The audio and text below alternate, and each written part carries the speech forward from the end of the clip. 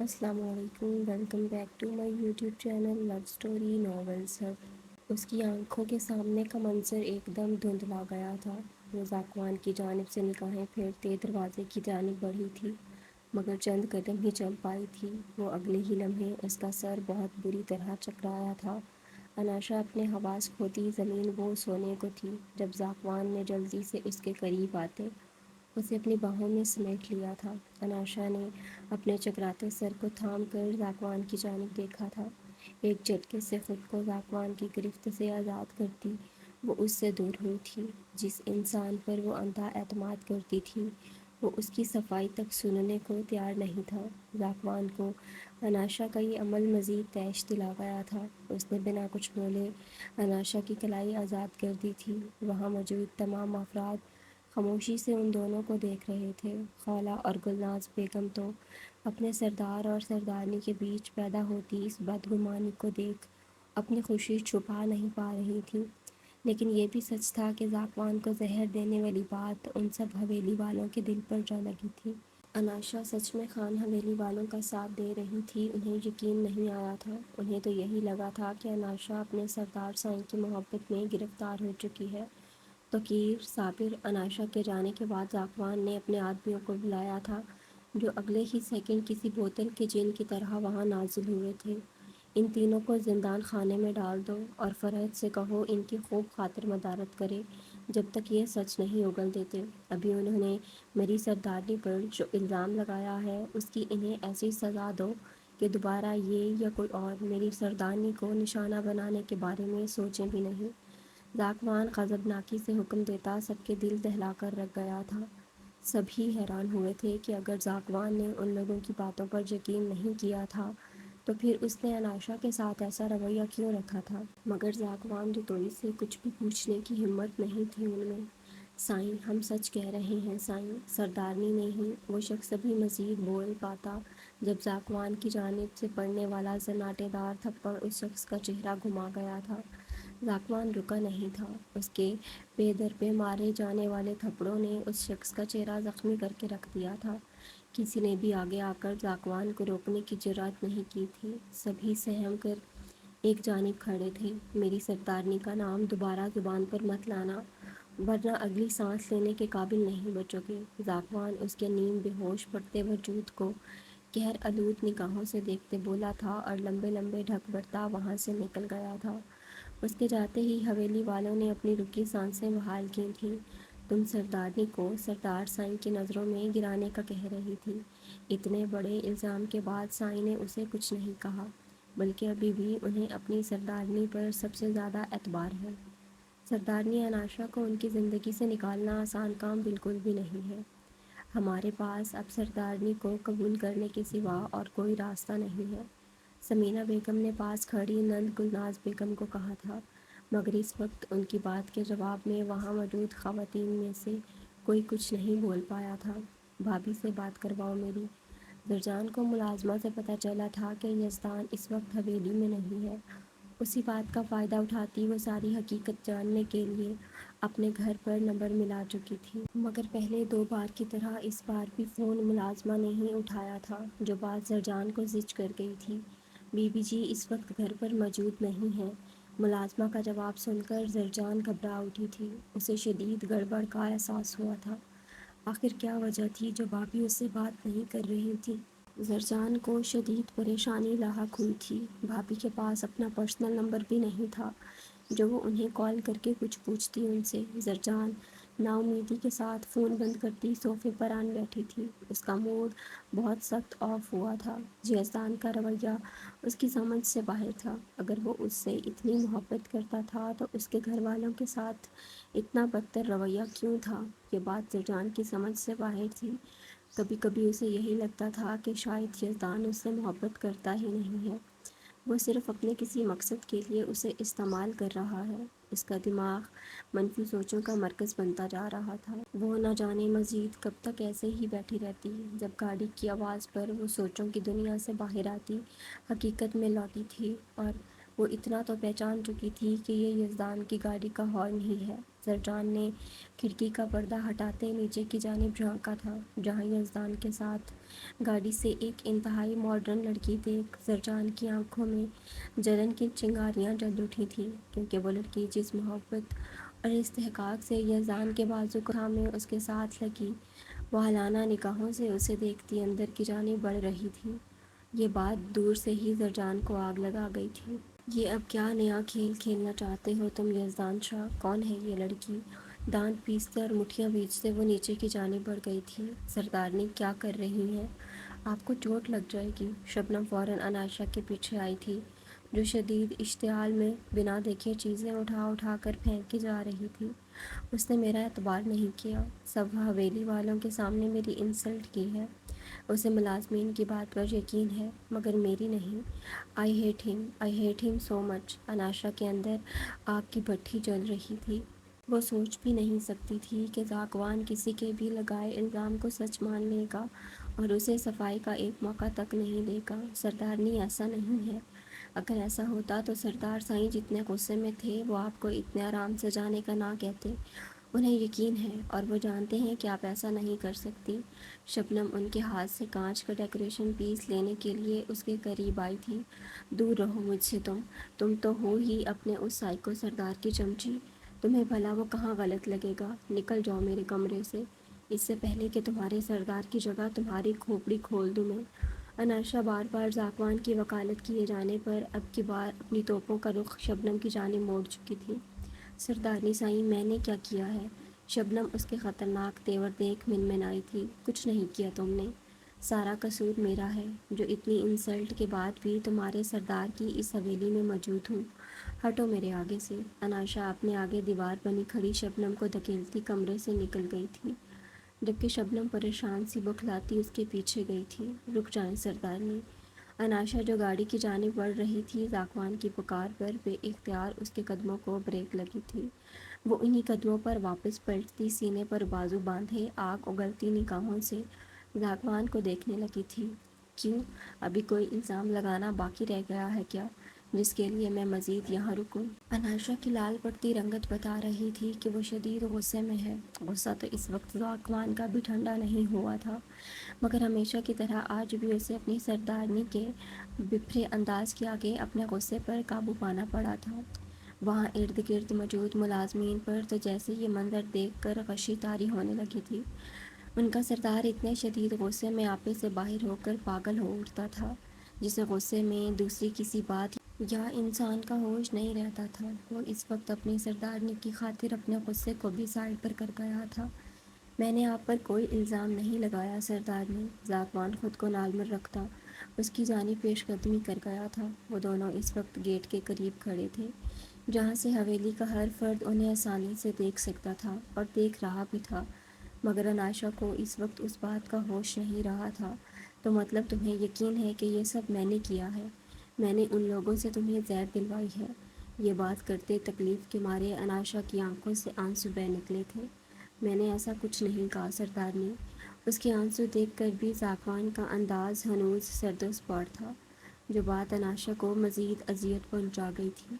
تم نے کچھ نہیں کہا اور نہ تم کچھ کہو گے۔ میں ہی بے وقوف ہوں، جو تم جیسے روایتی سوچ رکھنے والے سردار سے کچھ زیادہ ہی امیدیں وابستہ کر بیٹھی تھی۔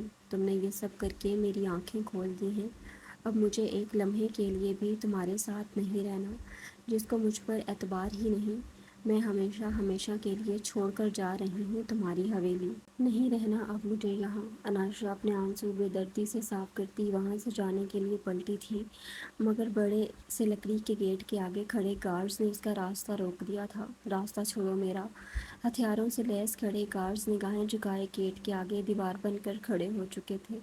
میں نے کہا راستہ چھوڑو میرا۔ انائشہ ان پر چلائی تھی، مگر وہ اپنی جگہ سے ٹس سے مس بھی نہیں ہوئے تھے۔ آپ ان پر چلا کر اپنی انرجی ویسٹ کر رہی ہیں سردارنی، یہ آپ کی نہیں سننے والے۔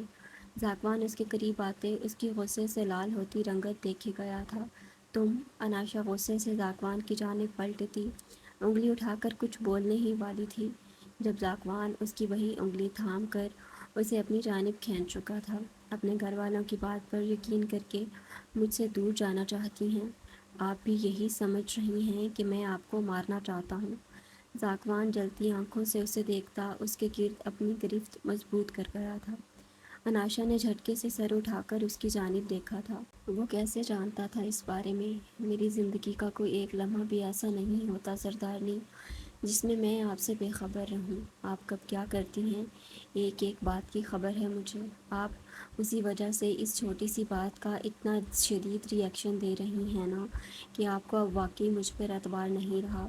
آپ مجھے چھوڑ کر جانا چاہتی ہیں۔ ذاکوان کے اشارے پر ارد گرد موجود تمام ملازمین وہاں سے ہٹ چکے تھے۔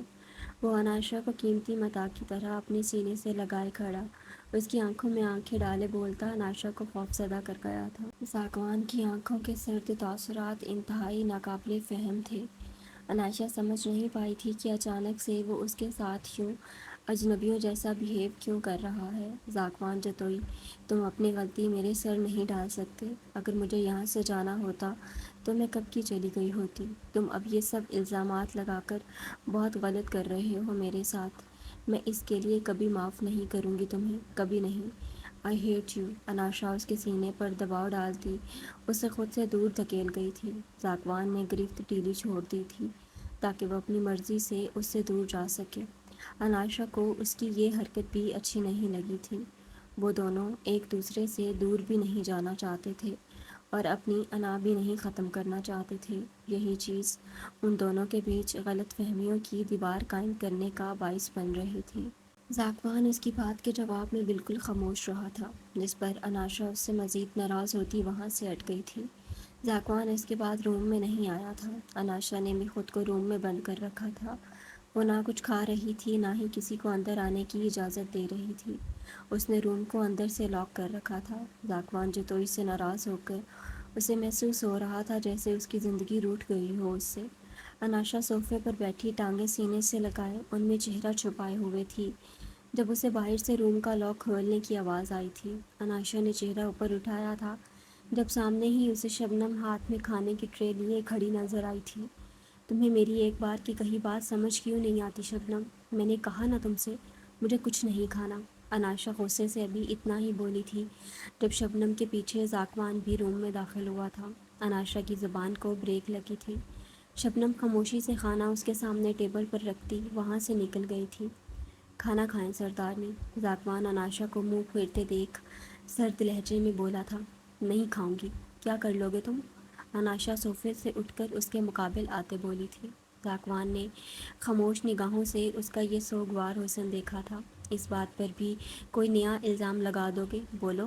اناشا اس کا گریبان اپنی مٹھی میں جکڑے چلائی تھی، یہ جانتے ہوئے بھی کہ ذاکوان جتوئی کو کسی کا اپنے سامنے یوں چلانا پسند نہیں تھا، مگر وہ اب تک ہمیشہ سے ہی وہی کرتی آئی تھی جو ذاکوان جتوئی کو ناپسند تھا۔ میں نے آپ پر کوئی الزام نہیں لگایا سردارنی، نہ کبھی لگا سکتا ہوں۔ ہاں، مگر مجھے اتنا سمجھ آ چکا ہے کہ آپ کبھی بھی کسی بھی لمحے مجھے چھوڑ کر جا سکتی ہیں۔ آپ میری سوچ سے زیادہ بے وفا نکلی سردارنی۔ ذاکوان اس کی آنکھوں سے گرتے آنسو اپنے پوروں پر چونتے اس کے دل نشیں روپ سے آنکھوں کو ٹھنڈک بخشتے بولا، جبکہ اس کی اپنے چہرے پر پڑتی گرم سانسیں اور اس کا اسپاٹ سرد لہجہ اناشا کی ریڑھ کی ہڈی میں سنسنی دوڑا گیا تھا۔ ہاں، چلی جاؤں گی تم سے دور۔ جب تم میرے سامنے اپنی سرداری جھاڑتے سب کے سامنے اجنبی بن جاتے ہو، میرے ساتھ تو بہت غصہ آتا ہے مجھے۔ دل کرتا ہے تم سے بہت دور چلی جاؤں، اتنی کہ تم مجھے ڈھونڈ بھی نہ پاؤ۔ تم میرے ہو، صرف میرے، تو کیوں اجنبی بنتے ہو؟ اناشا اس کے معاملے میں جیسے جنونی ہوئی تھی۔ وہ بھلا وہ منظر کیسے برداشت کرتی جس میں اس کا ذاکوان جتوئی اسے خود سے دور جانے کا حکم دیتا تھا؟ وہ اب اتنا تو سمجھ چکی تھی کہ ذاکوان کا غصہ نارمل نہیں ہوتا تھا، مگر ذاکوان جتوئی کو اب اس کی خاطر اپنا یہ غصہ بدلنا تھا، اپنی سردارنی کی خاطر اب اپنے غصے کی قربانی دینی تھی، ورنہ وہ اپنی معصوم سی سردارنی کو کھو دیتا۔ ذاکوان اسے مزید روتے بلکتے نہیں دیکھ پایا تھا۔ بڑی بڑی باتوں پر خود کو پتھر کر لینے والے ذاکوان جتوئی کی سب سے بڑی کمزوری اس کی سردارنی تھی، جس کی آنکھوں میں ذاکوان جتوئی ایک آنسو بھی نہیں دیکھ سکتا تھا۔ ذاکوان اس کے گرد بازو حائل کرتا اسے اپنے سینے میں بھیج گیا تھا۔ وہ اپنی سردارنی کے معاملے میں بہت بے بس اور کمزور نکلا تھا۔ وہ ہار مان گیا تھا اور اپنی سردارنی کے آگے گھٹنے بھی ٹیک گیا تھا۔ "I'm sorry" زاکوان جتوئی اس کے کان کی لو پر لب رکھتا دھیمے لہجے میں بولتا اناشا کو سن کر گیا تھا۔ اناشا نے اس کے سینے سے چہرہ اٹھانا چاہا تھا مگر زاکوان اسے مزید مضبوطی سے اپنے اندر بھیج گیا تھا۔ اناشا کو اپنی سانسیں رکتی محسوس ہوئی تھیں مگر وہ بنا مزاحمت کیے اپنے سردار کا یہ جنونی انداز دیکھ رہی تھی۔ "مجھ سے دور جانے کا خیال اپنے دل میں بھی مت لائیے گا سردارنی، ورنہ جو اس کے بعد میں کروں گا اس تباہی سے کوئی بھی نہیں بچ پائے گا۔ آپ کے دور جانے کے خیال سے ہی سانسیں رکتی محسوس ہوتی ہیں سردارنی۔ میں احساس و جذبات سے ایک عاری سنگ دل اور ظالم سردار تھا۔ آپ نے میری زندگی میں شامل ہو کر مجھے پوری طرح سے بدل کر رکھ دیا ہے، ہر معاملے میں طاقتور اور مضبوط رہنے والا، اب بہت سارے معاملوں میں کمزور پڑنے لگا ہوں، کبھی نہ ہارنے والا، اب اپنی سردارنی کے آگے ہارنے لگا ہوں۔ مجھے اپنا دیوانہ بنا کر آپ مجھ سے دور جانا چاہتی ہیں، اتنا بڑا ظلم کرنا چاہتی ہیں اپنے سردار پر۔ زاکوان اس کا چہرہ اپنی ہتھیلیوں کے پیالے میں بھرے بے خودی کے عالم میں بولتا، اس کے چہرے کے ایک ایک نقش پر اپنے لب رکھتا چلا گیا تھا۔ اناشا اس کی یہ شدت پسندی دیکھ بوکھلا گئی تھی۔ زاکوان اناشا کا چہرہ بالکل لال انگارہ ہو چکا تھا۔ جی جانے زاکوان۔ زاکوان کی گہری نگاہیں اناشا کے تھر تھراتے گلابی ہونٹوں پر تھیں۔ زاکوان کا کچھ لمحوں پہلے کا غصہ اپنی سردارنی کی روح خیز غربت کے آگے جھاگ کی طرح بیٹھ گیا تھا۔ "تم نے پوری حویلی والوں کے سامنے میری انسلٹ کی ہے اناشا"، اس کے سینے پر دباؤ ڈالتے اسے خود سے دور رکھنے کی کوشش کرتے ناراضگی سے کہا تھا۔ وہ اس سے سخت ناراض تھی اور اتنی آسانی سے ماننے والی بالکل بھی نہیں تھی۔ وہ جانتی تھی اس کا یہ سحر انگیز پرکشش شخصیت کا مالک سردار زیادہ دیر تک خود سے ناراض نہیں رہنے دینے والا تھا، مگر وہ بھی خود سے عہد کر چکی تھی اتنی آسانی سے راضی نہیں ہوگی۔ زاکوان جتوئی نے اپنے خاندان والوں کے سامنے اس سے اونچی آواز میں بات کر کے اس کو بہت ہرٹ کیا تھا۔ وہ مانتی تھی غلطی اسی کی ہے مگر اس کے مطابق صرف اسے اپنے سردار سے اونچی بات کرنے کی اجازت تھی۔ زاکوان جتوئی ایسا نہیں کر سکتا تھا اور آج وہ ایسا کر کے اپنی سردارنی کو شدید ناراض کر چکا تھا۔ "میں اس وقت بہت غصے میں تھا سردارنی، پوری حویلی والوں کے سامنے آپ سے معافی بھی مانگ سکتا ہوں"۔ زاکوان نے زندگی میں پہلی بار اتنی آسانی سے ہار مانی تھی، ورنہ معافی مانگنا اور جھکنا تو زاکوان جتوئی کی ڈکشنری میں تھا ہی نہیں۔ "تم نے مجھ پر شک کیا، میں تم سے دور جانا چاہتی ہوں اور تم پر اعتبار نہیں کرتی"، اناشا نے بھیگے چہرے کے ساتھ منہ بسوڑتے کہا تھا۔ زاکوان کو اس کے قصور گنواتی اتنی پیاری لگی تھی کہ زاکوان اپنے جذبات پر قابو نہیں رکھ پایا تھا۔ وہ اناشا کو ایک جھٹکے سے اپنے قریب کھینچتا، اس کے چہرے پر جھکتا، اس کے گلابی ہونٹوں کو ان کی خوبصورتی کا خراج تحسین پیش کر گیا تھا۔ اناشا اس وقت زاکوان جتوئی سے ایسی کسی حرکت کی توقع نہیں کر پا رہی تھی۔ اس کی محبت میں پور ڈوبا وہ اس سے زیادہ دیر تک دوری برقرار نہیں رکھ پایا تھا۔ اندر باہر ہر جانب ان دونوں کو جدا کرنے کی نہ جانے کتنی سازشیں کی جا رہی تھیں، مگر ان کے دشمن یہ بات نہیں جانتے تھے کہ ان دونوں کے درمیان ان کے عشق کی طاقت تھی جو انہیں کبھی بھی جدا نہیں ہونے دے سکتی تھی۔ زاکوان کی جنونیت پر اناشا کی آنکھوں میں نمی اتر آئی تھی۔ وہ آج بھی اپنے سردار کی یہ دیوانگی برداشت نہیں کر پائی تھی۔ اناشا کی غیر ہوتی حالت دیکھ زاکوان نے مسکراتے اسے آزادی بخش دی تھی۔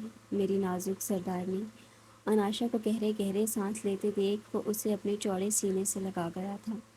"میں آپ پر کبھی شک کرنے کے بارے میں سوچ بھی نہیں سکتا سردارنی۔ میں نے آپ کی اپنی ماما سے کی گئی ساری بات سن لی تھی، جس کے ساتھ ہی میرے دل میں ایک انجانے سے خوف نے انگڑائی لی تھی کہ شاید آپ کی محبت پھر سے نفرت میں بدل جائے۔ میں اس لیے نہیں چاہتا تھا کہ آپ خان حویلی والوں سے رابطہ رکھیں، کیونکہ خان حویلی کا کوئی ایک فرد بھی ہمیں ایک ساتھ نہیں دیکھنا چاہتا۔ وہ سب جانتے ہیں کہ آپ میری کمزوری ہو اور آپ کو مجھ سے چھین کر وہ بآسانی مات دے سکتے ہیں مجھے، اسی لیے آپ کو مجھ سے چھیننے کے لیے وہ ایڑی چوٹی کا زور لگا رہے ہیں، مگر وہ شاید زاکوان جتوئی کی دہشت فراموش کر چکے ہیں۔ انہیں اس کی ایک جھلک تو دکھانی ہی ہوگی"۔ مناز بیگم کی کہی بات یاد کرتے زاکوان کی آنکھوں میں ایک بار پھر سے خون اتر آیا تھا۔ اناشا کو نارمل ہوتا دیکھ وہ پلٹا تھا۔ اس کی لال انگارہ آنکھیں بتا رہی تھیں کہ وہ ضرور کوئی بڑا کام کرنے جا رہا ہے۔ اس سے پہلے کہ ذاکوان دروازے سے نکلتا، اناشا جلدی سے اس تک پہنچی تھی۔ اس کا بازو تھام کر اسے اپنی جانب موڑتے اناشا ذاکوان کے پیروں پر پیر رکھتی، اس کی شرٹ کا کالر ایک ہاتھ سے دبوچتی، اسے وہیں ساخت کرتی۔ اپنی نازک کلائی اس کے کندھے پر جما گئی تھی۔ ذاکوان خاموش کھڑا اپنی سردارنی کی یہ پیش قدمی ملاحظہ فرما رہا تھا۔ اناشا اس کے قریب آنے کی کوشش کرتی لڑکھڑائی تھی، جب فوراً ذاکوان نے اس کی کمر میں بازو ڈالتے اسے اپنی جانب کھینچا تھا۔ تم کہیں نہیں جاؤ گے اتنے غصے میں اپنے سردار کے ہاتھ خون میں رنگے نہیں دیکھنا چاہتی، اور ویسے بھی مجھے بہت بھوک لگی ہے۔ ناراضگی اور غصے کی وجہ سے صبح سے کچھ نہیں کھایا، آپ مجھے کھانا کھلائیں گے؟ اناشا اس کی خمدار خوبصورت ٹھوڑی پر لب رکھتے ذاکوان کو مزید بہکا گئی تھی۔ بنا دوپٹے کے اپنے نازک سے سراپے، نازک کمر پر بکھرے بال اور شفاف دودیا رنگت میں وہ قیامت سے کم نہیں لگ رہی تھی۔ جو حکم میری سردارنی، میں سب کچھ کرنے کو تیار ہوں آپ کی خاطر۔ ذاکوان اس کا یہ دل فریب انداز دیکھتا اس کی جانب جھکنے ہی والا تھا، جب ذاکوان کا موبائل زور شور سے بج اٹھا تھا۔ انجان نمبر دیکھ ذاکوان نے کچھ سوچتے کال اٹینڈ کی تھی۔ دوسری جانب نہ جانے کون تھا کہ ذاکوان کے تاثرات ایک دم سخت ہوئے تھے۔ جابر خان سرگوشی نما انداز میں اناشا کو آگاہ کرتا وہ سپیکر آن کر گیا تھا۔ سلام سردار سائیں، آپ اور سردارنی اناشا اگر ہماری اس خوشی میں شریک ہوں گے تو ہم آپ کے بہت مشکور ہوں گے۔ جابر خان ذاکوان اور اناشا کو اپنی شادی میں شرکت کی دعوت دے رہا تھا۔ اناشا نے ذاکوان کو دیکھتے انکار میں سر ہلایا تھا۔ وہ اور ذاکوان بہت مشکل سے اپنے اختلافات ختم کر کے ایک ہوئے تھے۔ اناشا دوبارہ دونوں کے درمیان کوئی نیا تماشا نہیں چاہتی تھی۔ ہم ضرور آئیں گے جابر خان، آپ چاہے انکار کریں مگر آپ ہمارے قبیلے میں آتے ہیں اور ہمیں اپنے قبیلے والوں کی خوشی اور غم میں شریک ہونے میں بہت اچھا لگتا ہے۔ ذاکوان مضبوط لہجے میں بولتا دوسری جانب موجود شخص کو بوکھلاہٹ کا شکار کر گیا تھا۔ اناشا نے حیرانی سے ذاکوان کی جانب دیکھا تھا جو پرسکون سا واہلانہ نگاہوں سے اسے ہی تکے جا رہا تھا۔ زرجان فوراً روم سے نکلتی ڈرائنگ روم کی جانب بڑھی تھی، جہاں سے اسے اس لڑکی کی نسوانی کھلکھلاہٹوں کی آواز آ رہی تھی، جس میں یزدان بھی اس کا پورا پورا ساتھ دے رہا تھا۔ بات سنو۔ زرجان نے اندر جانے کے بجائے وہاں سے گزرتی ملازمہ کو اپنے قریب بلایا تھا۔ G B B G. ملازمہ فوراً قریب آئی تھی۔ یہ لڑکی کون ہے؟ کیا پہلے بھی آتی ہے یہاں؟ زرجان کو اندر سے آتے کہکوں پر بہت تک چڑھ رہی تھی۔ بی بی جی ایک بار پہلے بھی آ چکی ہیں، یہ شاہ سائیں کی بہت قریبی دوست ہیں، اس سے زیادہ تو میں کچھ نہیں جانتی ان کے بارے میں۔ ملازمہ اسے تفصیل سے بتاتی وہاں سے کھسک گئی تھی۔ قریبی دوست؟ کتنی قریبی دوست ہیں اس شخص کی، ذرا میں بھی تو پتہ لگاؤں۔ زرجان ہونٹ بھینچتی اپنے سر پر رکھی براؤن شال کو مزید سیٹ کر کے سائڈوں سے نکلے بالوں کو چادر کے اندر اڑیستی ڈرائنگ روم میں داخل ہوئی تھی، جہاں سنگل صوفے پر مہرجان موجود تھی، جبکہ ان کے سامنے یزدان کے ساتھ صوفے پر وہ لڑکی نہایت ہی استحقاق سے بیٹھی اس کا بازو تھام کر اس کے کان کے قریب جھکتی زرجان کو آگ میں جھلسا گئی تھی۔